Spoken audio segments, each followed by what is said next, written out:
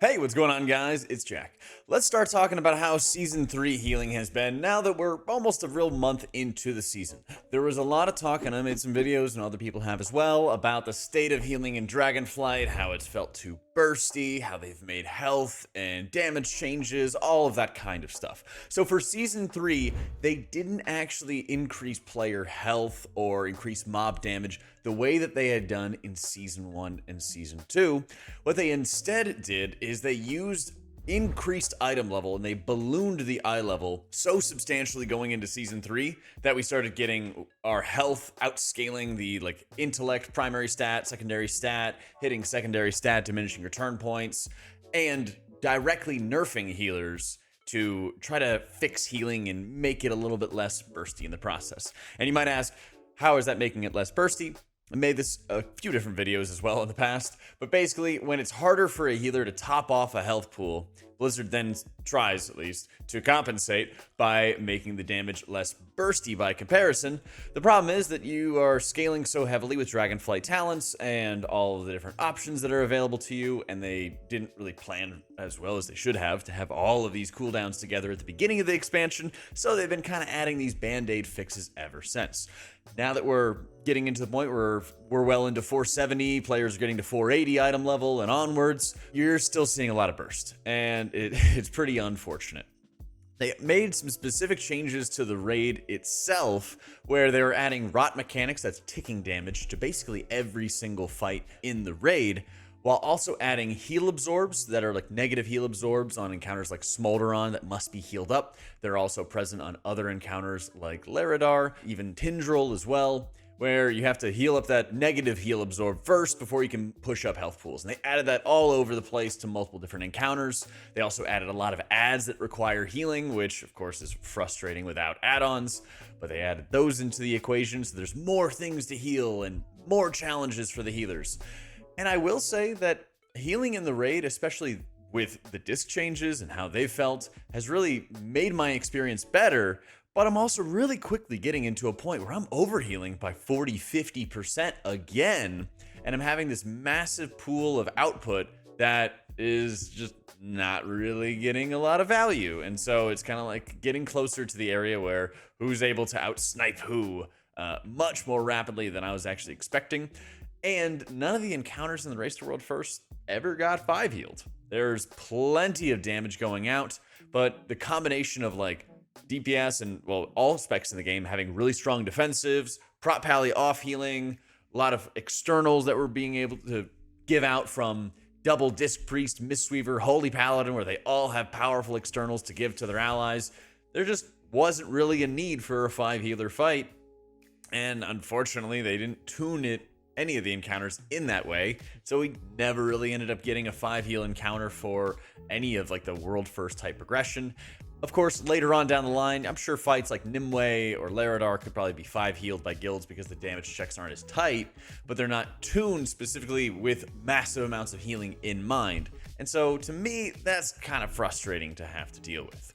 One of the things that's very noticeable with the raid tuning specifically is that the rot mechanics don't really feel like too much of a challenge unless you're just completely ignoring them. You really see that on both Council and on Nimue, where the rot damage is well within your control. It's the flowers that need to get picked up by the ducks. It's the flowers that need to get soaked by players, respectively.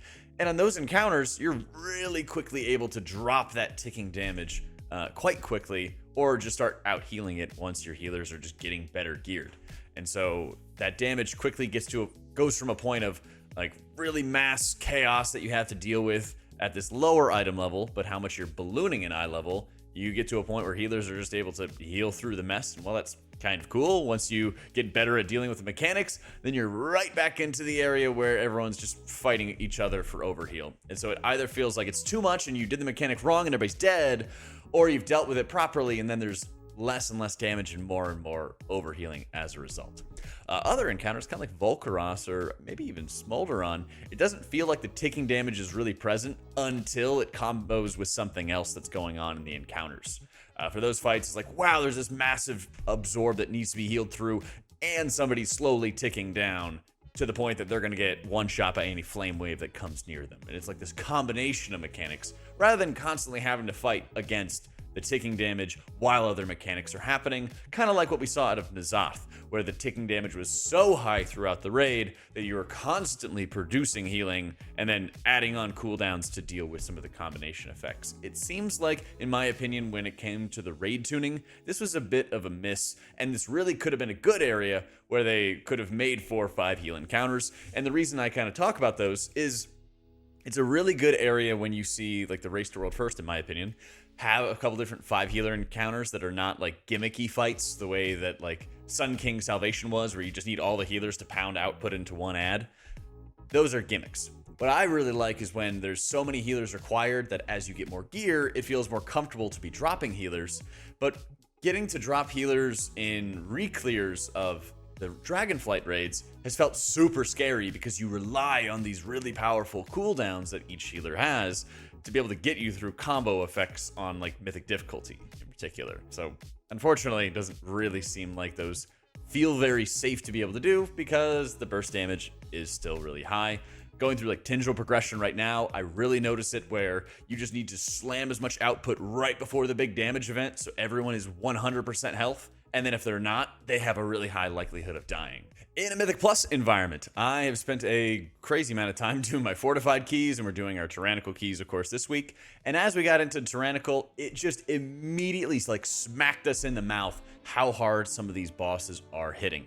The burst damage is still incredibly high, and there's a number of instances like the Timeways boss in Galakron's Fall, Soulbound Goliath in Waycrest Manor that just pound obscene amounts of burst damage to the party, that it starts getting into an area where damage reduction and cooldowns and defensive power usually starts becoming more king for both your compositions and for which healers are going to be really powerful, because sometimes it's just difficult to be able to push up health bars that quickly over and over again with various healers, and that if you could just defensive or immune your way through a lot of these problems, it makes a really substantial difference in the success of your runs.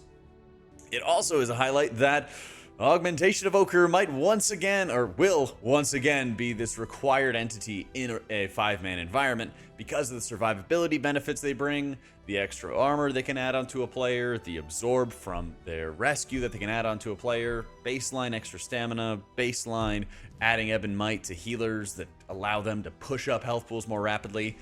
The same environment really exists, and you also have very forgiving timers in most of the dungeons, where even as we were going to do like our 20s and early weeks, it felt like we were racking up tons of deaths, but still had a lenient enough timer that we were just going to be able to chest the dungeon anyway, and that felt very deeply wrong to me. Almost like this scaling of health pool for the mobs was just not in the right position with the damage that the monsters were dealing to you. Like, yeah, if you popped all your DPS cooldowns, you could kill them off easily, and it felt like nothing was going on with the trash pack. But then if you don't have damage cooldowns, then you're just going to get annihilated. And this has really emphasized the point that I've kind of made on various streams that I've had. Also, we're streaming on YouTube now, which if you want to check it out, make sure you subscribe, turn on notifications and all that good stuff. We also are streaming on Twitch, so you can always check it out there, where it doesn't feel like your healer damage is as necessary, and while it's fun to be able to do, because you just need to focus all of your attention on keeping these damage dealers alive, because if they perish somehow, your damage isn't really going to make up for it. And the burst damage is so high that sometimes you just have to be adding in more overheal just to make sure that you're able to push up health pools. I've had this with my experience playing Disc, where if 1 or 2 people might take a hit, I'm just going to slam down a Radiance because I know other people could be taking a hit over the next 9 or 10 seconds of atonement duration, and I just want to be pounding damage to try to push those health pools up the second that they drop low, because if they take any other hit after that, I know that they almost certainly will be perishing. And we've seen this, I think, most notably in dungeons like Ataldazar or even Galakron's Fall as well, where just the dispels, the debuffs, the jumps, all these different things just tremendously annihilate your allies.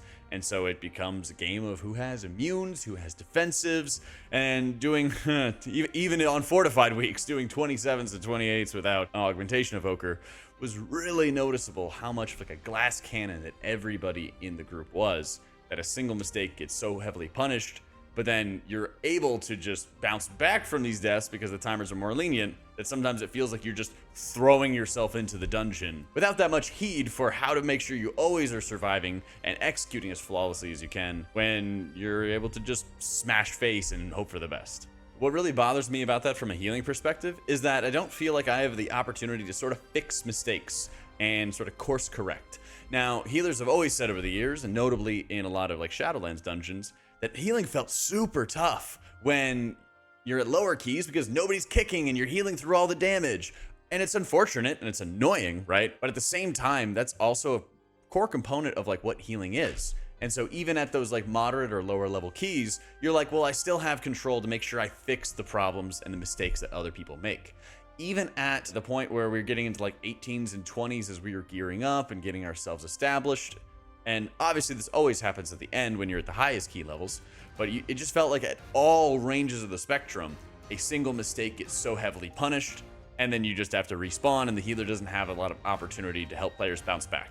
So to cap this off, I have a really radical proposal.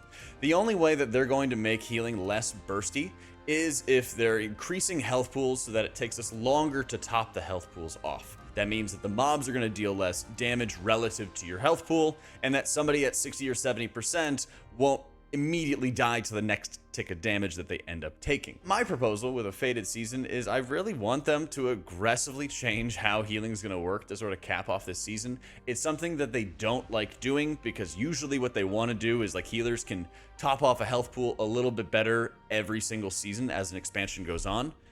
At the start of Dragonflight, it was too strong and they tried to like band-aid it and then we outscaled it. They band-aided in season 2, we outscaled it. They're using the item level right now to try to do it, and we're very quickly outscaling it. So I would honestly hope for a Fated season if that's how they're going to finish off Dragonflight, and it's this season that's supposed to kind of keep us busy until the War Within happens.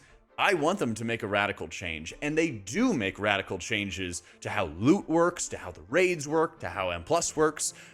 So why not make a radical change to how healing works to really spice these things up before the War Within is going to change all their scaling and how the healing works, probably tons of class changes as well. Why aren't they going to take that risk? And I think that it would be a great opportunity for them to do so precisely because there has been so much healer feedback about how our experiences has felt. It's super jarring to do it in the middle of an expansion. I agree, and I understand the reasonings for why they do it. But if Fated is going to be this almost like filler time, where we're doing the same kind of content we've done throughout the expansion with a little twist, well, I would argue that they should add a really big twist to what healers are experiencing. Because right now we're going about 3 seasons of a bit more of the same. And it's gotten a little better. They've made some changes that have helped out a bit. I've definitely been enjoying raid healing a lot more in this season. That helps the disc get stronger, of course. But I'm kind of feeling like I'm running into that brick wall even faster in a Mythic Plus environment. And I think both Raid and M+ would heavily benefit from having a radical change in a kind of weird 4th season that isn't bringing new Raid or M+ content. Why not? Let me know what you guys think, or other things that they could do to kind of spice things up for Fated. I hope that they also are just directly tuning a number of the silly one-shots and just like maybe unfair mechanics that we're experiencing in an M+ environment at the moment, because there's quite a few. Seeing them go from like PTR onto live has also been frustrating. Big shout out to our subs and members as well onto the YouTube channel. If you'd like to join as well, check out the join button on the YouTube page or the Patreon linked in the description below if you'd like to support. Thank you so much for all the love. Be sure to give the video a thumbs up if you're liking it, and I'll catch y'all next time.